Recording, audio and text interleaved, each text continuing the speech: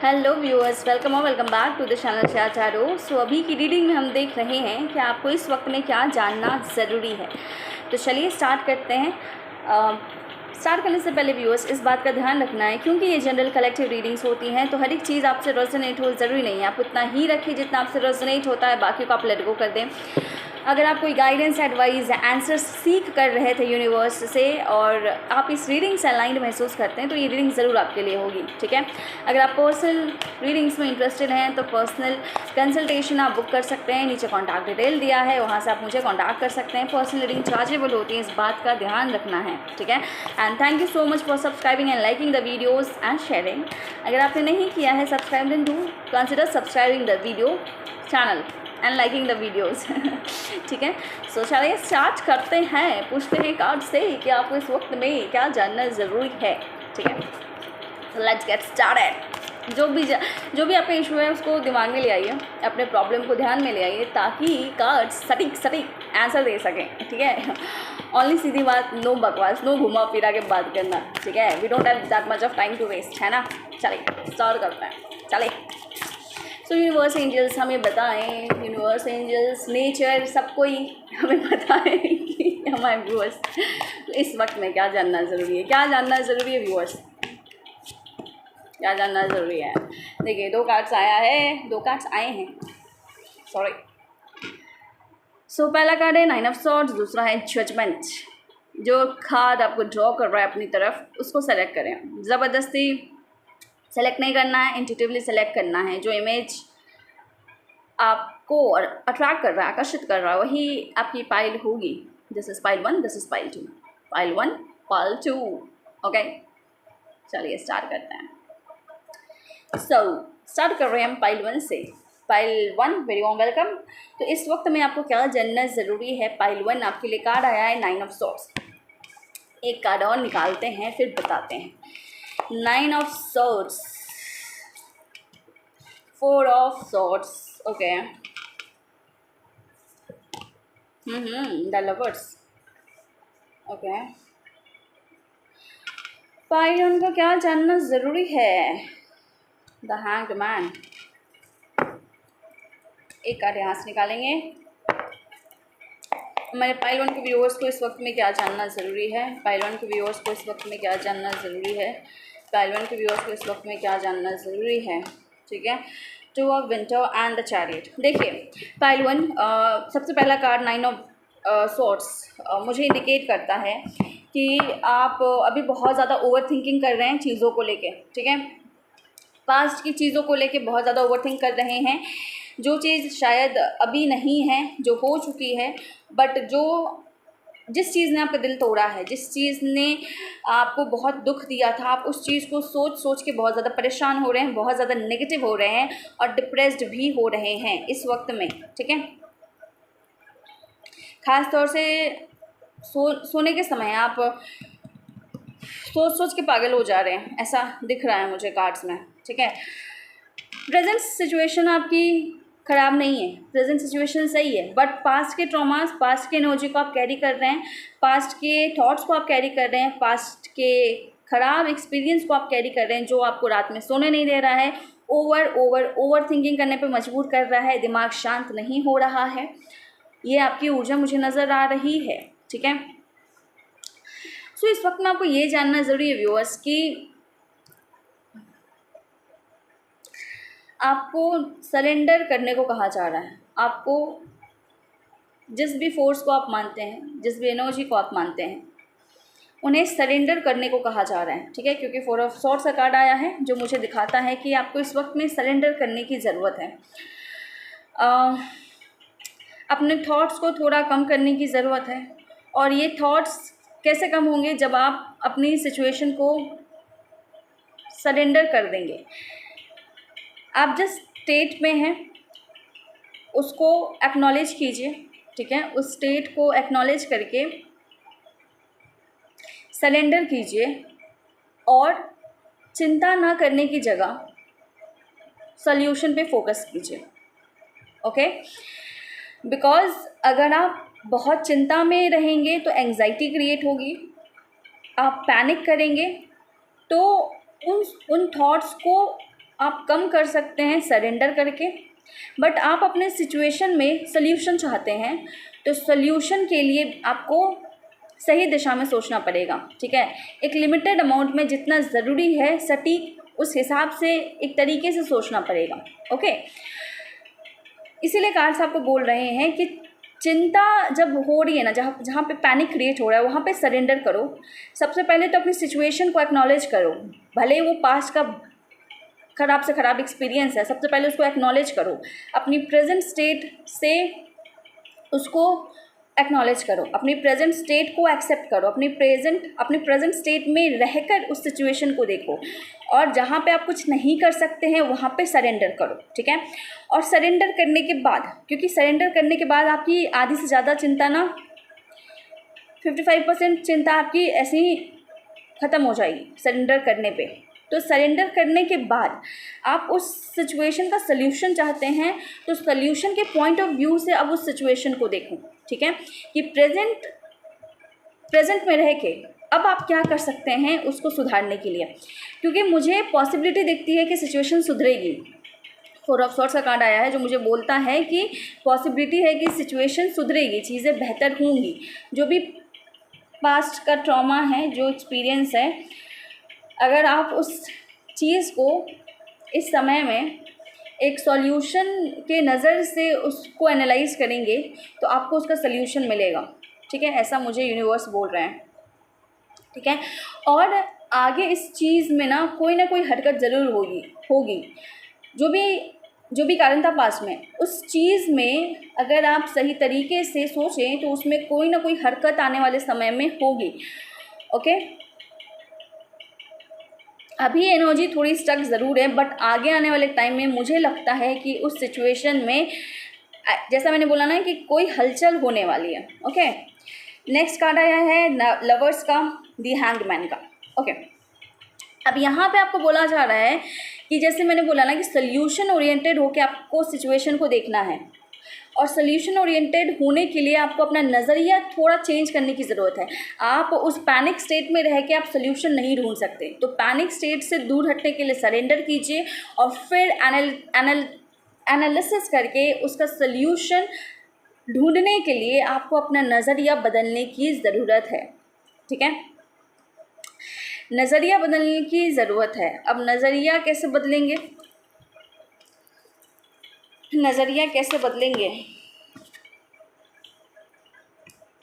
ठीक है। 7 of pentacles आया था, रिवर्स में आया था। तो आपको बोला जा रहा है कि नज़रिया बदलने के लिए ना सबसे पहले जो ये आपके ऊपर स्ट्रेस है ना, ये भार है कि हर चीज़ सही होनी चाहिए है, ये भार अपने मन से हटा दीजिए, ठीक है। कि उस चीज़ में ग्रोथ होना ही चाहिए, ठीक है, या वो चीज़ वर्कआउट होनी ही चाहिए थी, ठीक है। ऐसा नज़रिया अगर है कि चीज़ वर्कआउट होना ही चाहिए था, ग्रोथ आना ही चाहिए था, तो ये जो कंसर्न, ये जो चिंता का पहाड़ बना है ना, इस चिंता को रिलीज़ कर दीजिए, एक्सपेक्टेशन हटा दीजिए उस सिचुएशन से, ठीक है। चिंता रिलीज़ हो जाएगी आपकी जब आप एक्सपेक्टेशन हटाएंगे या सवाल हटाएंगे कि ये होना चाहिए था, ग्रोथ होना चाहिए था, हुआ क्यों नहीं, अबंडेंस आना चाहिए था, आया क्यों नहीं, मैंने मेहनत करी थी, सिचुएशन आगे बढ़ी क्यों नहीं। तो ये जो चिंता है ना, उस चिंता को आपने रिलीज़ करना है, ठीक है। इस तरह से आप अपना नज़रिया बदल सकते हैं, ओके। अब यहाँ पे आया है लवर्स। चलिए एक वरना देखते हैं कि क्यों आया है लवर्स। लवर्स क्यों आया है, ओके। देखिए नेक्स्ट चीज़ बोला जा रहा है कि जब आप अपनी चिंता को रिलीज़ करेंगे, उसके बाद चिंता को रिलीज़ करने के बाद आपको पहली बात तो सबसे पहले खुद को इमोशनली बैलेंस करना है, ओके। इमोशनली आप बैलेंस कैसे करेंगे, खुद को इमोशनली बैलेंस कैसे करेंगे, क्वीन ऑफ कप्स, ओके। देखिए आप अपने आप को इमोशनली बैलेंस कीजिए सबसे पहले, और इमोशनली बैलेंस करने के लिए आपको बोला जा रहा है कि कोई भी इंसान जो आपके बहुत करीब है, जो आपका भरोसेमंद है, आप उनसे अपनी एक्सपीरियंसेस या अपने मन की बात जो आपके मन में बैठी हुई है ना, अगर आप पूरा एक्सपीरियंस नहीं शेयर करना चाहते तो जो एक्सपीरियंस से जो एक समरी है, जैसे मान लीजिए किसी सिचुएशन में आपका दिल टूटा, भरोसा टूटा, तो उस सिचुएशन का समरी या आप क्या सीखे उस सिचुएशन से, इसी चीज़ को आप कम्युनिकेट कीजिए, ठीक है। अपने किसी अपने को कम्युनिकेट कीजिए या एज अ लेसन लोगों को बताइए। कहीं ना कहीं आपको उस चीज़ को कम्युनिकेट करना है, कहीं ना कहीं आपको अपने उस लेसन को, उस बात को बाहर निकालना है। हो सकता है आप किसी से बात करके उस चीज़ को निकालें, तो ये ज़्यादा अच्छा रहेगा कि आप मतलब ये ज़्यादा सूटेबल रहेगा। अगर आप बात करके नहीं निकाल पा रहे हैं तो आप अपने काम के थ्रू निकालें, ठीक है। आप कोई ऐसा काम करें जहाँ पे आप अपने इमोशंस को एक्सप्रेस कर सकें, ठीक है। जैसे मान लीजिए कि आप गाना गाते हैं तो आप उस एनर्जी को उसमें कन्वर्ट करें, ठीक है। अगर आप एक पेंटर हैं तो आप अपने उस एनर्जी को, उस लेसन को अपनी पेंटिंग में चेंज करें, अपनी पेंटिंग में कन्वर्ट करें, ठीक है। अगर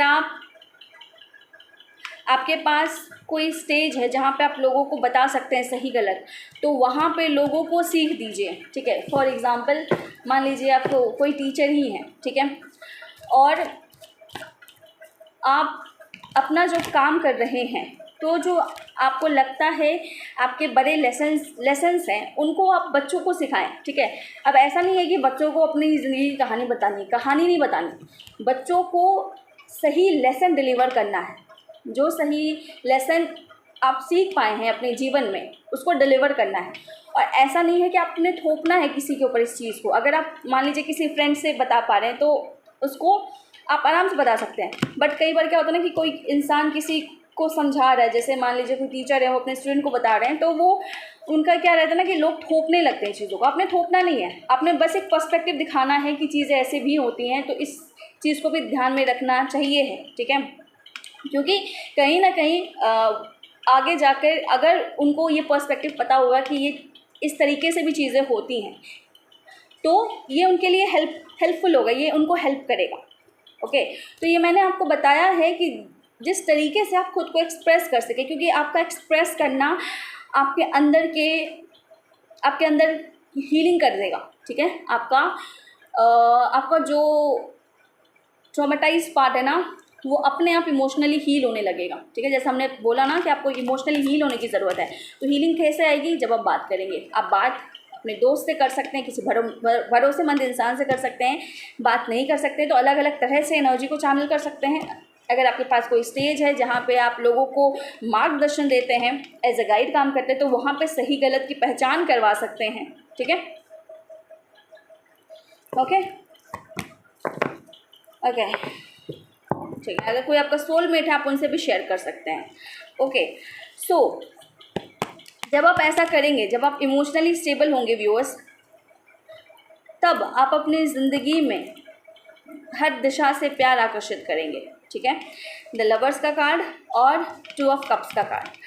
देखिए, अब लवर्स का कार्ड पहली चीज़ तो मुझे ये भी बोलता है कि जब आप अपने आप में इमोशनली स्टेबल होंगे तो आप अपने अंदर की ही एनर्जीज़ को सबसे पहले बैलेंस कर पाएंगे और आपकी लाइफ ओवरऑल बैलेंस होने लगेगी, ओके। और जब आपकी लाइफ बैलेंस होने लगेगी तो आप अपनी लाइफ में उन तरह के इंसान को अट्रैक्ट करेंगे, मतलब उसी तरह के लोगों को अट्रैक्ट करेंगे जो आपको इमोशनली फुलफ़िल करें, मतलब जो आपके सोलमेट जैसे हों या जो आपके सोलमेट्स हों, जो आपको इमोशनली आपको सर्व करें, ठीक है।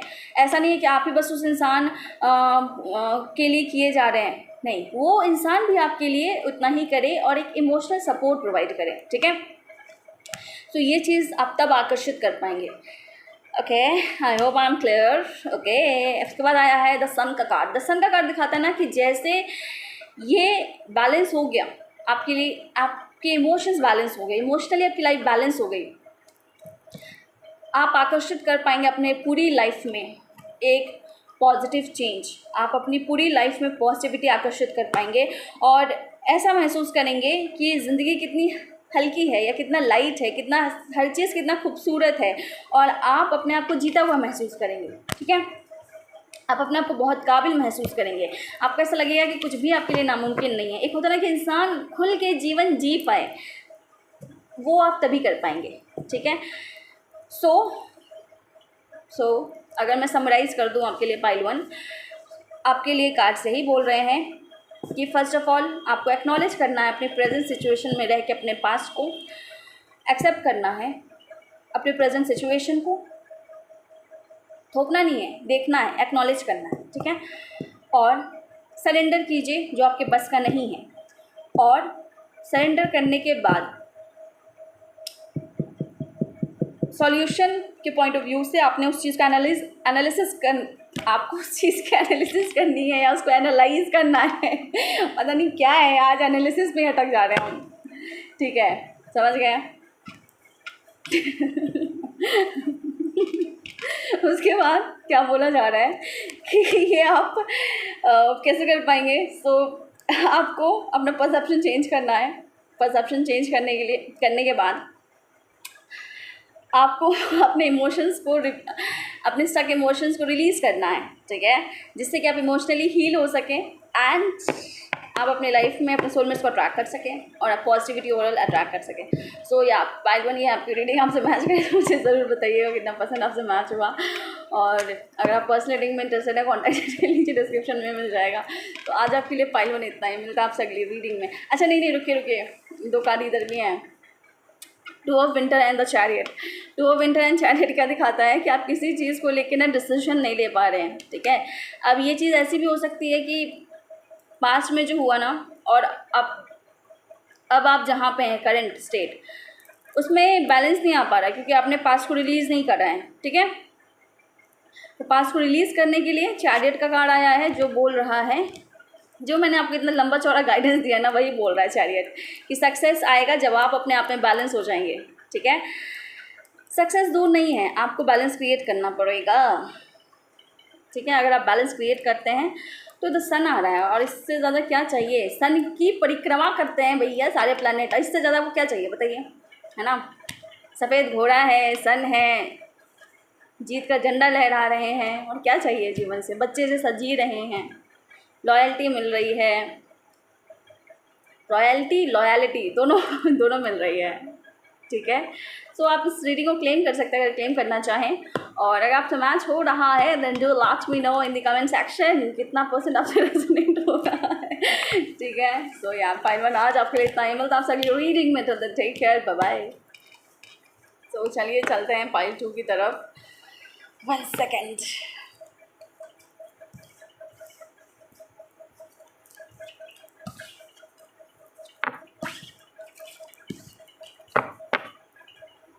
ओके, सो पाइल 2 जिन्होंने भी सुना है, आपके लिए कार्ड आया है जजमेंट का। क्या बोल रहा है ये कार्ड आपसे पाइल 2, आपको इस वक्त में क्या जानना ज़रूरी है, ठीक है। चलिए बताते हैं। यूनिवर्स एंजल्स हमें बताइए, हमें पाइल 2 के व्यूअर्स को इस वक्त में क्या जानना ज़रूरी है। हमारे पाइल 2 के व्यूअर्स को इस वक्त में क्या जानना ज़रूरी है, ठीक है। तो पाइल 2 सबसे पहली चीज़ 3 ऑफ समर का कार्ड है, ओके। हमारे पाइल 2 के व्यूअर्स को इस वक्त में क्या जानना ज़रूरी है।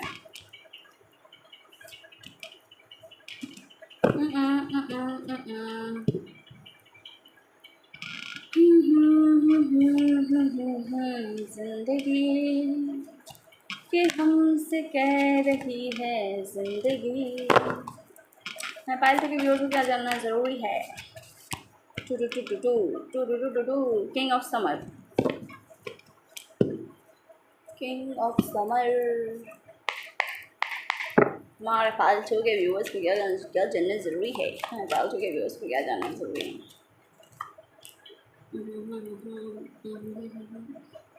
2 ऑफ पेंटिकल्स। तो देखिए पाइल 2 2 चुना है, 2 ऑफ पेंटिकल्स भी दिख रहा है। सो पाइल 2 आपको अपने पास्ट को पीछे छोड़ना है और एक नए तरीके से जीवन को स्टार्ट करना है, ठीक है।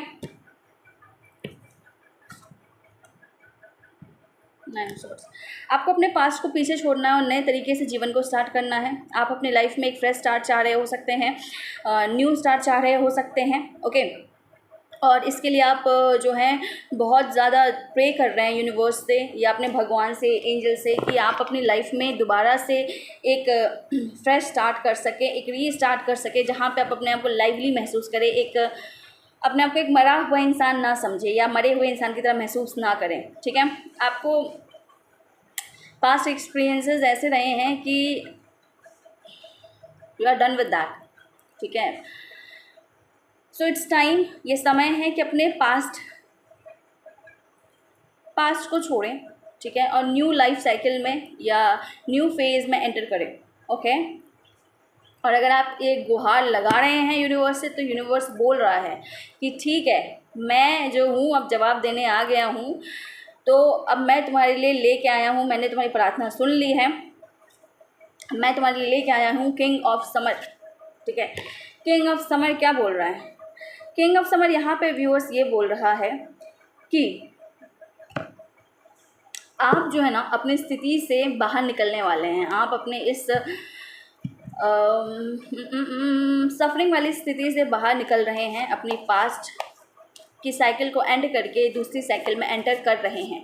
और जो ये नई साइकिल में आप एंटर करेंगे व्यूअर्स, वो साइकिल आपके लिए बहुत ज़्यादा, मुझे ऐसा लगता है ना, फुलफिलिंग मुझे नज़र आ रहा है, ठीक है, बहुत ज़्यादा फुलफिलिंग मुझे नज़र आ रहा है। बिकॉज यहाँ आने वाले साइकिल में, आने वाले फेज़ में आप ऐसे लोगों से जुड़ेंगे जो आपके साथ अलाइन हो पाएँ, जो आपको ज़िंदगी जीना सिखाएं, या ज़िंदगी जीना सिखाएं नहीं भी तो मतलब होता है ना कि आपको अपग्रेड करें अपनी लाइफ में, आपको इमोशनली अपलिफ्टेड महसूस करवाएं, ओके।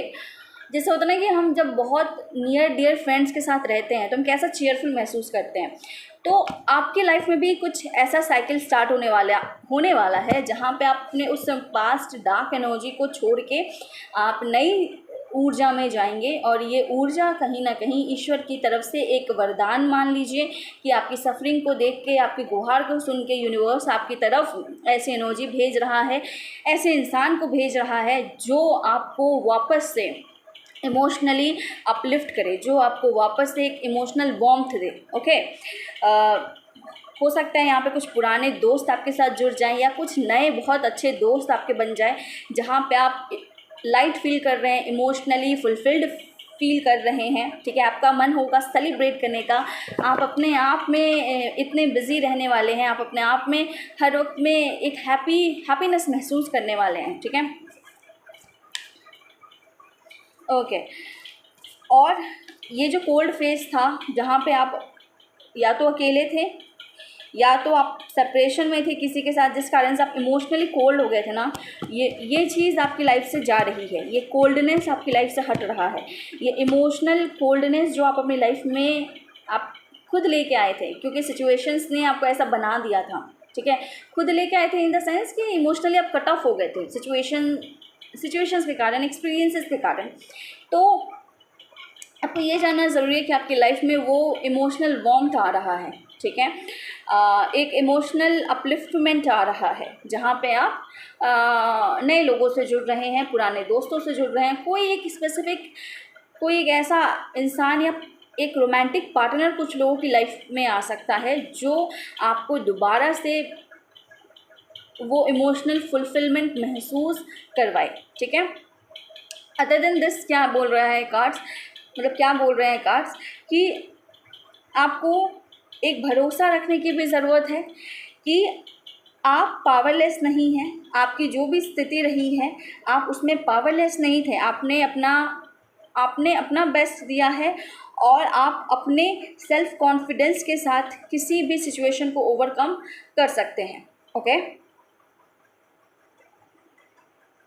कहीं ना कहीं अगर आप आगे नहीं बढ़ पा रहे हैं ना, तो इसमें मुझे दिखता है कि आपके एक सेल्फ कॉन्फिडेंस में मुझे कमी दिख रही है, कि खुद पे भरोसा ना होना उस हद तक जितना ज़रूरी है, ठीक है, एक भरोसे की कमी मुझे नज़र आ रही है आपके एनर्जी में, ओके। सो आपको यही जानना ज़रूरी है कि अगर आप भरोसा करें खुद पे, तो आप अपनी लाइफ में वो इमोशनल फुलफिलमेंट, वो अपलिफ्टमेंट, चीयरफुल एनर्जी आप अट्रैक्ट कर रहे हैं, ठीक है। और कुछ लोग यहाँ पे अपनी लाइफ में कोई रोमांटिक पार्टनर अट्रैक्ट कर रहे हैं, कुछ लोग अपनी लाइफ में अपने सोलमेट को अट्रैक्ट कर रहे हैं, कुछ लोग अगर कोई ख़राब रिलेशनशिप से बाहर निकले हैं, उभरे हैं, तो आने वाले टाइम में आप एक सीरियस कमिटमेंट अपने सोलमेट से अट्रैक्ट कर रहे हैं, ठीक है। या फिर यहाँ पे कुछ लोगों की एनर्जी मुझे ये भी दिख रही है कि कुछ लोग अपने कुछ लोग अपने पास्ट रिलेशनशिप को भी मौका दे रहे हैं, या रुक जाइए, एक कार्ड और निकाल रहे हैं। किंग ऑफ समर के एनर्जी को एक्सप्लेन कीजिए। ओके, या फिर कोई पास्ट पर्सन, कोई रोमांटिक इंटरेस्ट जो पास्ट में टोटली कट ऑफ था इमोशनली आपसे,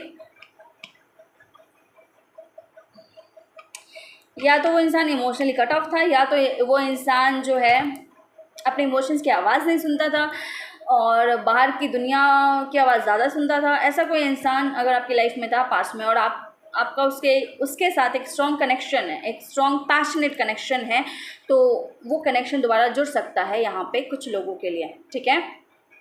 और जिनका ऐसा कुछ नहीं था वो किसी नए पार्टनर को अट्रैक्ट करेंगे। बहुत पैशनेट लव हो सकता है आपके फ्यूचर पार्टनर के साथ, और कहीं ना कहीं वो पार्टनर एक सोलमेट की तरह होंगे जो आपका सपोर्ट करेंगे, इमोशनली आपको फुलफ़िल करेंगे। और कुछ लोगों के लिए कोई पास्ट पर्सन है जो दोबारा से जुड़ रहा है, और जहाँ पे आपको उस इंसान को माफ़ करने की ज़रूरत है, ठीक है, और चीज़ों को रिजॉल्व करने की ज़रूरत है। कुछ लोगों के लिए उनका पुराना रिलेशन हील हो रहा है। अगर आप अपने किसी पास्ट रिलेशन में ऐसी एनर्जी फील करते थे जहाँ पे एक स्ट्रॉन्ग मैग्नेटिक पुल था, एक स्ट्रॉन्ग अट्रैक्शन था, साथ ही साथ एक डीप कनेक्शन महसूस करते थे, ठीक है, सोल लेवल कनेक्शन महसूस करते थे, और सेपरेशन हो गया था, तो उस केस में आप दोबारा वापस जुड़ सकते हैं, ओके।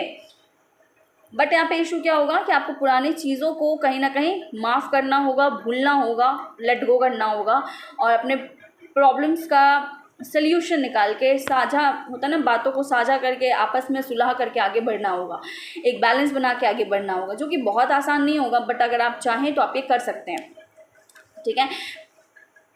और ये एक श्योरिटी इसलिए हो रही है क्योंकि यहाँ पे जो एनर्जी है वो किंग ऑफ समर की आई है, जो मुझे यही बता रहा है कि यहाँ पे जो अट्रैक्शन है वो काफ़ी स्ट्रॉन्ग अट्रैक्शन है, ठीक है। मैग्नेटिक पुल मैंने बताया ना कि काफ़ी स्ट्रॉन्ग है, एक दूसरे के प्रति आकर्षण बहुत ज़्यादा है। सिर्फ आकर्षण नहीं है, एक सोल लेवल कनेक्शन भी है, ओके। सो देखिए यहाँ पे द सन का भी कार्ड आया है। अब देखिए ये सन का कार्ड मुझे ये बता रहा था उस टाइम, किंग ऑफ समर के लिए आया था, ये मुझे ये बता रहा था कि कोई इंसान जो पास्ट में बहुत इमेच्योर बिहेव किया है वो आपकी तरफ आ सकता है, भले उसकी हरकतें इमेच्योर थी पर पैशन ज़रूर था उसके अंदर आपको लेके, ओके। और टू ऑफ पेंटिकल्स आया है जो मुझे यही बोल रहा है कि चीज़ें आपको ना बैलेंस करके चलनी होगी, आप दोनों को बैलेंस बिठाना होगा अपने रिश्ते को आगे बढ़ाने के लिए।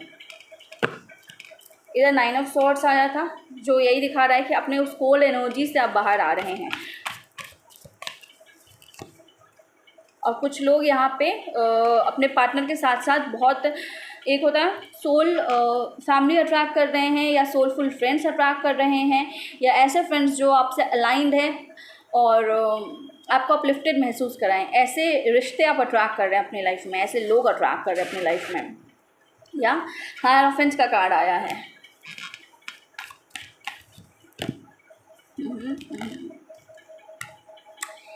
देखिए कुछ ना कुछ यहाँ पे ज़रूर हो रहा है बहुत लोगों का पास्ट रिलेशन को लेके, जहाँ पे या तो ये पर्सन आपको छोड़ के गया है, ठीक है, या तो आप इस पर्सन को छोड़ के गए हैं। जो भी ये सिचुएशन है ना उसमें सुलह होती हुई मुझे नज़र आ रही है, उसका एक कोई सल्यूशन निकलता हुआ मुझे नज़र आ रहा है। हायरोफेंट का कार्ड है यहाँ पे। सो उसमें चीज़ें सही होती हुई मुझे नज़र आ रही है, चेंज आ रहा है। जो रिश्ता बिगड़ा था अब वो रिश्ता जुड़ रहा है, जो रिश्ता बिखर गया था वो रिश्ता जुड़ रहा है।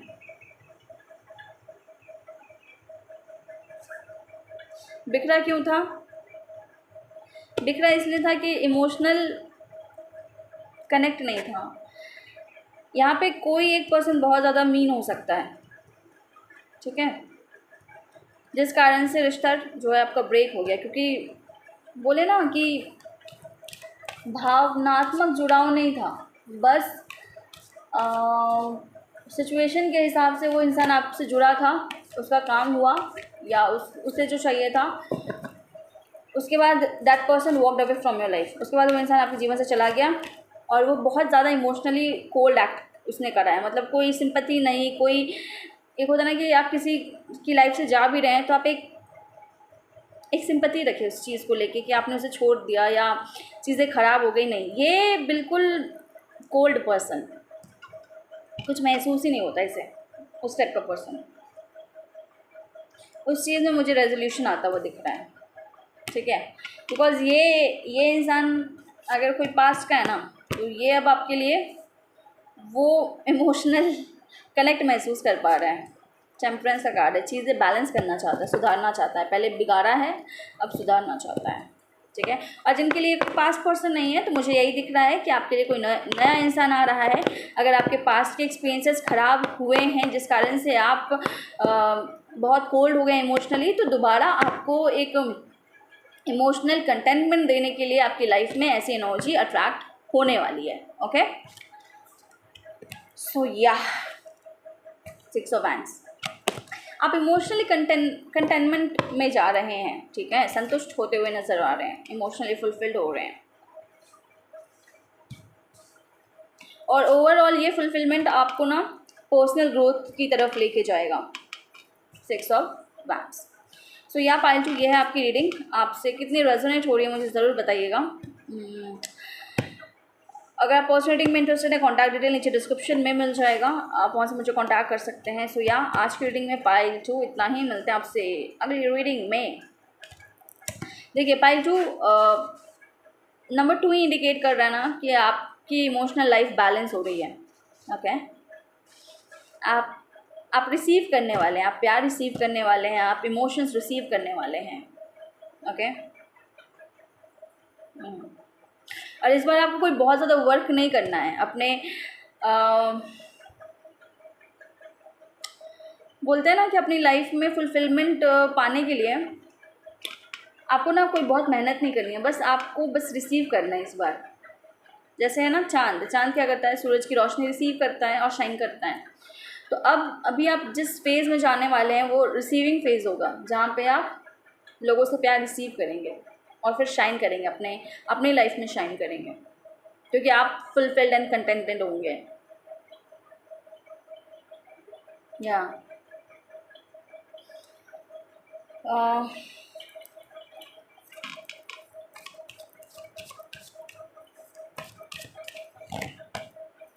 यस, 10 स्टार, आपके स्टार्स आपके लिए अलाइन हो रहे हैं।